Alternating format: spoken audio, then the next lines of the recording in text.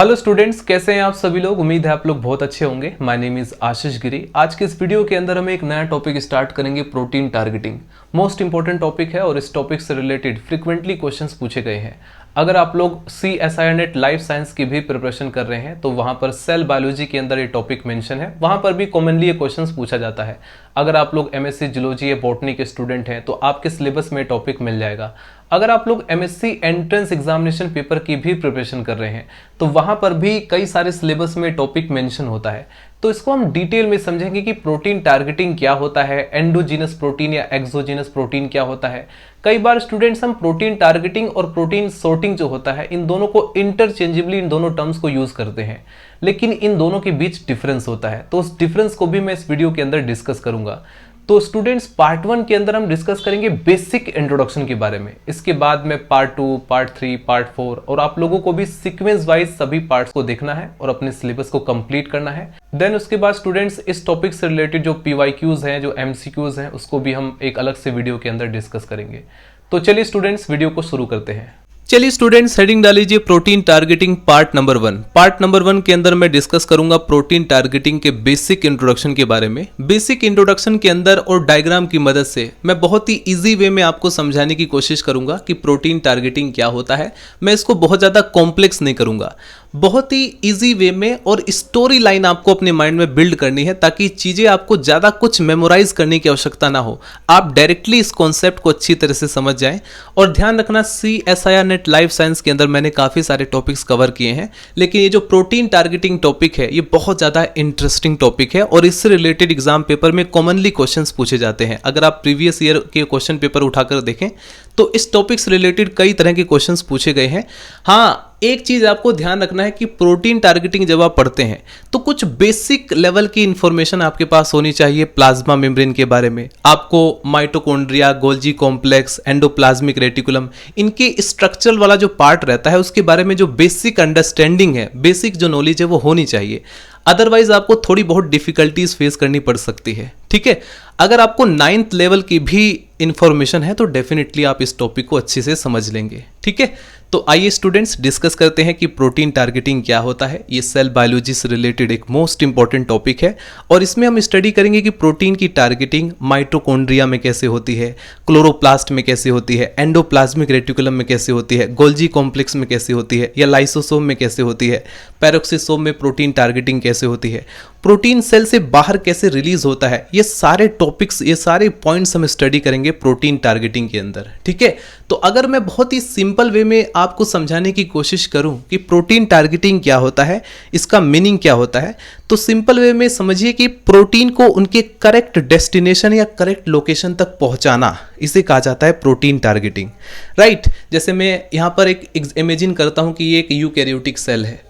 Eukaryotic cell में आप अच्छी तरह से जानते हैं जो most common example plant cell हैं, एनिमल सेल हैं, ये दोनों यूकैरियोटिक की कैटेगरी से ही बिलोंग करते हैं। अब जैसे ये मान लीजिए कि एनिमल सेल है। ठीक है, अब देखो इस यूकैरियोटिक सेल के अंदर ATS टाइप का राइबोसोम जो कि साइटोसोल में मौजूद है। ठीक है, हमें पता है कि भाई इसमें माइटोकॉन्ड्रिया भी है, तो माइटोकॉन्ड्रिया के अंदर भी आपको अच्छी तरह से पता है कि यहाँ पर भी राइबोसोम मौजूद होता है, लेकिन वो 70S टाइप का होता है। ठीक है, अब ये जो साइटोसोल के अंदर ATS टाइप का राइबोसोम है ये प्रोटीन की सिंथेसिस करता है। आप लोग 9th लेवल से ही पढ़ते आ रहे हैं कि ये जो राइबोसोम होते हैं इनका काम होता है प्रोटीन का संश्लेषण करना। ये ट्रांसलेशन प्रोसेस के द्वारा सेल के अंदर प्रोटीन का फॉर्मेशन करते हैं। अब ये प्रोटीन जहां पर बने वहीं पर थोड़ी काम करते हैं, इनको डिफरेंट लोकेशन पर इनके टारगेट डेस्टिनेशन पर पहुंचाया जाता है और इसके लिए सेल में एक ट्रांसपोर्ट सिस्टम काम करता है जो कि ये डिसाइड करता है कि कौन सा प्रोटीन कहां पर जाएगा। माइटोकॉन्ड्रियल प्रोटीन है तो वो माइटोकॉन्ड्रिया में जाएगा। अगर कोई प्रोटीन सपोज करो एंडोप्लाज्मिक रेटिकुलम से के लिए बना है तो वो एंडोप्लाज्मिक रेटिकुलम में ही जाएगा, ऐसा नहीं है कि वो माइटोकॉन्ड्रिया में चला जाएगा। ठीक इसी प्रकार से मान लीजिए कोई प्रोटीन है जो कि ATS राइबोसोम से सिंथेसाइज हुआ, अगर उसे न्यूक्लियस में जाना है यानी वो न्यूक्लियर प्रोटीन है तो वो न्यूक्लियस में ही जाएगा और इसके लिए एक पर्टिकुलर सिस्टम काम करता है सेल के अंदर जिसे हम ट्रांसपोर्ट सिस्टम कहते हैं। ठीक है, अभी तक आपको जरूर डेफिनेटली एक आइडिया हो गया होगा कि मैं क्या समझाने वाला हूं। तो ध्यान रखें स्टूडेंट्स, प्रोटीन टारगेटिंग और प्रोटीन शॉर्टनिंग इन दोनों को कई बार हम इंटरचेंजेबली यूज करते हैं, लेकिन ऐसा नहीं है, इन दोनों के बीच में डिफरेंसेस भी है जिसे मैं डायग्राम की मदद से आपको समझाऊंगा। ठीक है, अभी इतनी बात तो आप डेफिनेटली समझ गए होंगे कि भाई यूकैरियोटिक सेल के अंदर राइबोसोम होता है। राइबोसोम का काम है प्रोटीन को सिंथेसाइज करना है ट्रांसलेशन प्रोसेस के द्वारा, यानी प्रोटीन का फॉर्मेशन करना। अब ये प्रोटीन है, डिफरेंट डिफरेंट लोकेशन पर उनका टारगेटिंग होती है। ठीक, एक चीज और आपको पता है भाई, ये जो यूकैरियोटिक सेल होती हैं इसमें दो सेमी ऑटोनोमस ऑर्गेनेलीज भी प्रेजेंट रहती हैं। एक तो है माइटोकॉन्ड्रिया, एक होता है प्लास्टिड। क्योंकि इन दोनों ही सेल ऑर्गेनेलीज को आप ध्यान से देखें तो इसमें 70S टाइप का राइबोसोम मौजूद है, यानी साइटोसोल में 80S टाइप का राइबोसोम है, ये तो है, ठीक है। लेकिन एडिशनली आप देखेंगे तो इस माइटोकॉन्ड्रिया के अंदर भी तो एक 70S टाइप का राइबोसोम मौजूद है। अगर वो राइबोसोम मौजूद है माइटोकॉन्ड्रिया के अंदर तो वो भी तो प्रोटीन बना रहा होगा, यानी ये भी प्रोटीन बना रहा है।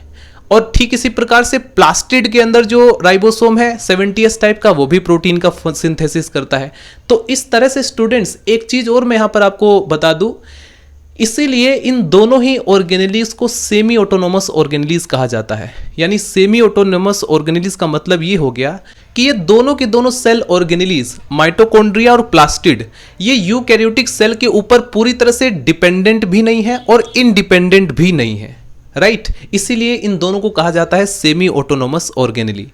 अब इनके पास 70S टाइप का राइबोसोम भले ही है, लेकिन अगर आप देखेंगे, एनालिसिस करेंगे माइटोकॉन्ड्रिया के अंदर पाए जाने वाले प्रोटीन की, मान लीजिए माइटोकॉन्ड्रिया के अंदर 100% प्रोटीन है, ठीक है। उस 100% प्रोटीन का लगभग 1% प्रोटीन, लेस देन 1% प्रोटीन ऐसा है जो कि 70S टाइप का राइबोसोम जो कि माइटोकॉन्ड्रिया में मौजूद है उससे सिंथेसाइज हुआ है।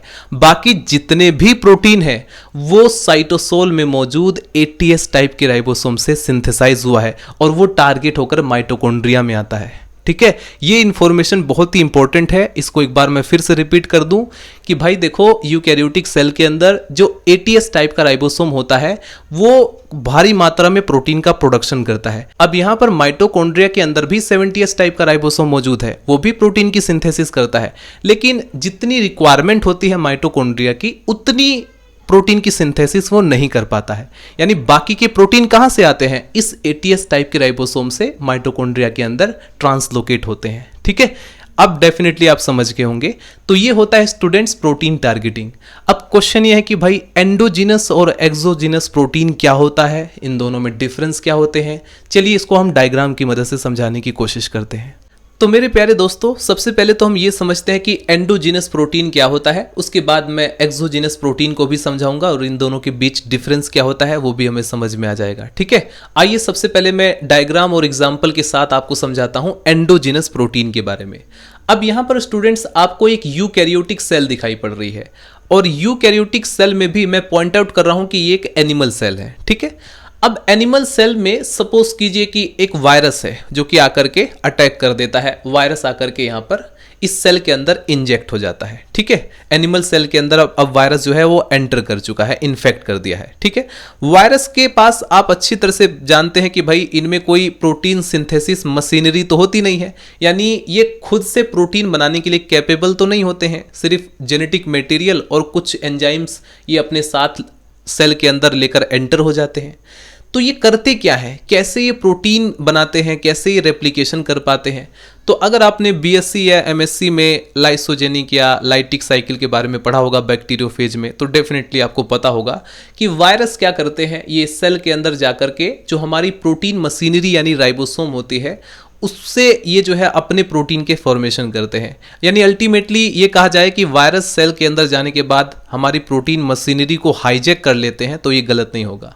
ये डायरेक्टली जाकर के हमारे सेल के अंदर जो राइबोसोम है उसको हाईजैक कर लेते हैं। हाईजैक के बाद होता क्या है, जो 80S टाइप का राइबोसोम हमारे लिए प्रोटीन बना रहा था, अब वो वायरस से रिलेटेड प्रोटीन बनाएगा। ठीक है, और उस प्रोटीन की मदद से वायरस रेप्लिकेशन करता है और अपनी और भी ज्यादा कॉपी बनाता रहता है। ठीक है, इतनी बात क्लियर है। तो अगर सोचिए, यहां पर ध्यान से समझने वाली बात है कि भाई एंडोजीनस का कॉन्सेप्ट क्या है। अब यहां पर स्टूडेंट्स वायरस 80S राइबोसोम की हेल्प से अपने लिए प्रोटीन का जो फॉर्मेशन कर रहा है उसे हम कहेंगे एंडोजीनस प्रोटीन। अब स्टूडेंट्स यहां पर ये समझिए कि एंडोजीनस प्रोटीन क्या होता है। अब चूंकि स्टूडेंट्स वायरस जो है वो एटीएस राइबोसोम को हाईजैक कर लेता है, ठीक है, और उसकी हेल्प से ये प्रोटीन का फॉर्मेशन करता है। तो इसने जिस प्रोटीन का फॉर्मेशन किया उसके लिए हम टर्म यूज करते हैं एंडोजीनस प्रोटीन। उसे हम क्या कहेंगे? Endogenous protein. चूंकि स्टूडेंट्स वायरस इस प्रोटीन को होस्ट के सेल की मदद से जो है, यानी होस्ट का जो राइबोसोम है उसकी मदद से इसको सिंथेसाइज करता है, इसीलिए इस प्रोटीन को हम एंडोजीनस प्रोटीन के रूप में कंसीडर करेंगे। जिस प्रकार से स्टूडेंट्स सेल के अंदर अदर प्रोटीन की सिंथेसिस एटीएस राइबोसोम की हेल्प से होती है, ठीक उसी प्रकार से जो वायरल प्रोटीन है वो भी इसी एटीएस राइबोसोम की मदद से बनेंगे, राइट, इसी की हेल्प से बनते हैं। अब इस टाइप के प्रोटीन को हम कहेंगे एंडोजीनस प्रोटीन। अब क्वेश्चन ये आता है कि भाई एक्सोजीनस प्रोटीन क्या है, इसको भी समझाइए।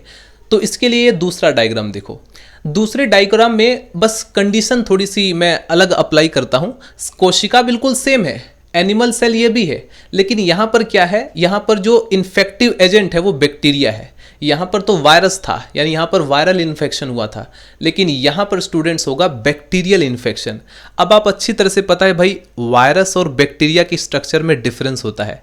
बैक्टीरिया आप देखेंगे बैक्टीरियल सेल के अंदर अपना खुद का प्रोटीन मशीनरी होता है, यानी कि उनके पास 70s टाइप का राइबोसोम होता है जो कि प्रोटीन की सिंथेसिस के लिए कैपेबल होता है।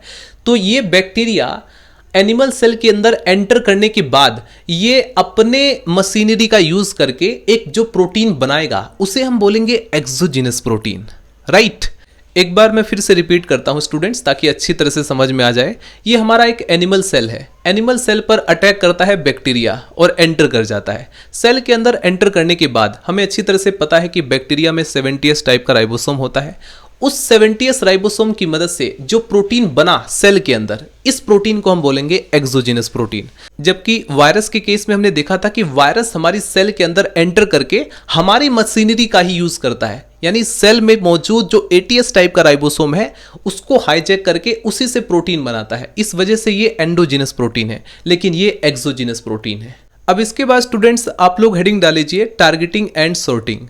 हम समझते हैं कि प्रोटीन टारगेटिंग क्या होता है और शॉर्टिंग क्या होता है। कई बार हम इन दोनों टर्म्स को इंटरचेंजेबली यूज करते हैं, बट स्टूडेंट्स इन दोनों टर्म्स में डिफरेंस होता है, क्योंकि शॉर्टिंग और टारगेटिंग दोनों सेम कंडीशन को रिप्रेजेंट नहीं कर रहे हैं, जिसे मैं भी डायग्राम की मदद से आपको समझाने की कोशिश करता हूं। सबसे पहले हम जानते हैं कि प्रोटीन टारगेटिंग क्या होता है। एक बार फिर से आपका कॉन्सेप्ट बहुत अच्छी तरह से बिल्ड होने वाला है। सपोज स्टूडेंट्स ये हमारा एटीएस टाइप का राइबोसोम है, ठीक है, यूकैरियोटिक सेल के अंदर, एनिमल का सेल कंसीडर करो या प्लांट सेल कंसीडर करो, डजंट मैटर, वो यूकैरियोटिक सेल है, ठीक है। इसमें एटीएस टाइप का राइबोसोम है और इसके द्वारा साइटोसोल में प्रोटीन की सिंथेसिस होती है और बहुत सारे प्रोटीन की सिंथेसिस होती है।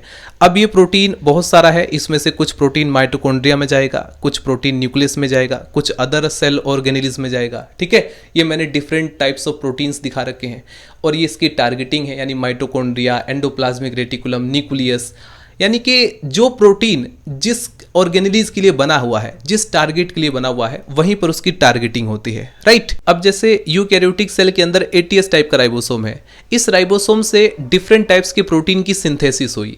अब ये डिफरेंट टाइप की जो प्रोटीन सिंथेसिस हुई ये डिफरेंट ऑर्गेनेल्स के हुई, डिफरेंट टारगेट्स के लिए हुई। अब जैसे मान लीजिए ये माइटोकॉन्ड्रियल प्रोटीन है, तो ये कहां पर एंटर करेगा? माइटोकॉन्ड्रिया में एंटर करेगा। अगर मान लीजिए ये न्यूक्लियर प्रोटीन है, ये कहां पर एंटर करेगा? न्यूक्लियस के अंदर एंटर करेगा, यानी जो प्रोटीन जिसके लिए बना है वहीं पर एंटर करेगा। तो इसी को तो कहा जाता है प्रोटीन टारगेटिंग, यानी माइटोकॉन्ड्रियल प्रोटीन को माइटोकॉन्ड्रिया के अंदर ले जाना, इसी को कहा जाता है प्रोटीन टारगेटिंग। बहुत ही सिंपल वे में मैंने आपको समझा दिया। अब जो प्रोटीन सपोज करो न्यूक्लियस के लिए बना है, वो न्यूक्लियस के अंदर ही तो एंटर करेगा, यानी वो उसकी टारगेटिंग न्यूक्लियस में होगी, ठीक है। तो इस पर्टिकुलर सिचुएशन के लिए ही हम यूज करते हैं प्रोटीन टारगेटिंग। अब फाइनली स्टूडेंट्स हम डिस्कस करेंगे प्रोटीन सॉर्टिंग के बारे में। अभी तक हमने डिस्कस किया कि प्रोटीन टारगेटिंग क्या होता है, जिसे मैं डायग्राम की मदद से समझा चुका हूं। अब हम डायग्राम की मदद से सिंपल तरीके से ये समझेंगे कि प्रोटीन सॉर्टिंग क्या होता है। अब देखो यहां पर भी इनिशियली जो सिचुएशन है वो बिल्कुल सेम है। एटीएस टाइप का राइबोसोम है जो कि यूकैरियोटिक सेल के अंदर मौजूद है और इस एटीएस राइबोसोम के द्वारा बहुत सारे प्रोटीन बनने के बाद एंडोप्लाज्मिक रेटिकुलम में कुछ पर्टिकुलर प्रोटीन चले गए, ठीक है। यानी इसको हम क्या कहेंगे? टारगेटिंग, क्योंकि वो गोल्जी कॉम्प्लेक्स में भी जा सकते थे, माइटोकॉन्ड्रिया में भी जा सकते थे, न्यूक्लियस में भी जा सकते थे। अरे भाई वो एंडोप्लाज्मिक रेटिकुलम में क्यों एंटर किए? क्योंकि इनके पास एक सीक्वेंस था, एक सॉर्टिंग सिग्नल था जिसकी मदद से वो जो है वहां तक पहुंचे, यानी जो ट्रांसपोर्टिंग सिस्टम है उसकी मदद से इनको टारगेट किया गया एंडोप्लाज्मिक रेटिकुलम में, क्योंकि ये जो है एंडोप्लाज्मिक रेटिकुलम के लिए ही बने थे, तो वे पहुंच गए एंडोप्लाज्मिक रेटिकुलम में। तो इस पर्टिकुलर प्रोसेस को आप क्या कहेंगे? टारगेटिंग, क्योंकि एटीएस राइबोसोम के द्वारा साइटोसोल में डिफरेंट प्रोटीन बने जिसे हमने ABCDE के द्वारा डिनोट किया है। ठीक है, इतनी बात क्लियर हुई।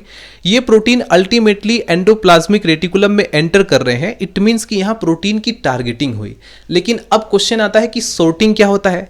देखो, एंडोप्लाज्मिक रेटिकुलम में जितने भी प्रोटीन एंटर किए हैं ABCDE, ठीक है, इन प्रोटीन को अगर आप ध्यान से देखेंगे तो इनमें से कुछ प्रोटीन ऐसे हैं जो कि एंडोप्लाज्मिक रेटिकुलम के रेसिडेंट प्रोटीन है। तो ये प्रोटीन एंडोप्लाज्मिक रेटिकुलम में रिटेन होंगे। जैसे आप आगे देखेंगे तो CDE कुछ पर्टिकुलर प्रोटीन जो है वो आगे ट्रांसफर हो जाता है, गोल्जी कॉम्प्लेक्स में डिलीवर हो जाता है, लेकिन कुछ प्रोटीन जो है वो एंडोप्लाज्मिक रेटिकुलम के अंदर ही रिटेन हो जाते हैं। कौन कौन सा प्रोटीन रिटेन हुआ आप ध्यान से देखें तो A और B प्रोटीन जो होता है वो एंडोप्लाज्मिक रेटिकुलम के अंदर ही रह गया, बाकी जो है बचा हुआ जो प्रोटीन था वो जो है सिस गोल्जी नेटवर्क के अंदर पहुंच गया। तो अगर आप लोग यहां पर ध्यान से देखें तो यहां पर प्रोटीन की सॉर्टिंग ही तो हुई। सॉर्टिंग का मतलब क्या होता है? छटनी, किसी चीज को छांटना। तो यहां पर छटाई तो हुई है ना, प्रोटीन सॉर्टिंग हुई है ना। तो इसी वजह से स्टूडेंट्स अगर आप प्रोसेस को ध्यान से देखें तो प्रोटीन टारगेटिंग में और प्रोटीन सॉर्टिंग में डिफरेंस होता है। अपनी अंडरस्टैंडिंग के लिए इस चीज को समझ लें। बाकी अगर सपोज करो किसी लिटरेचर में, किसी बुक्स में इन दोनों टर्म्स को इंटरचेंजेबली यूज किया गया है तो कोई बात नहीं, आप लोग मीनिंग को सेम रखेंगे, लेकिन अपनी अंडरस्टैंडिंग के लिए आपको पता होना चाहिए कि प्रोटीन टारगेटिंग क्या होता है, प्रोटीन सॉर्टिंग क्या होता है और इन दोनों के बीच डिफरेंस क्या होता है। तो आज के इस वीडियो के अंदर स्टूडेंट्स हमने प्रोटीन टारगेटिंग की एक बेसिक इंट्रोडक्शन को कवर किया। नेक्स्ट वीडियो के अंदर मैं पार्ट 2 डिस्कस करूंगा। अगर आपको सचमुच समझ में आ रहा है, अगर आपको सचमुच इंटरेस्टिंग लग रहा है, कहीं पर आपको कोई डाउट है तो आप लोग कमेंट सेक्शन में अपना फीडबैक दे सकते हैं। मिलते हैं नेक्स्ट वीडियो में। Bye bye, Tata.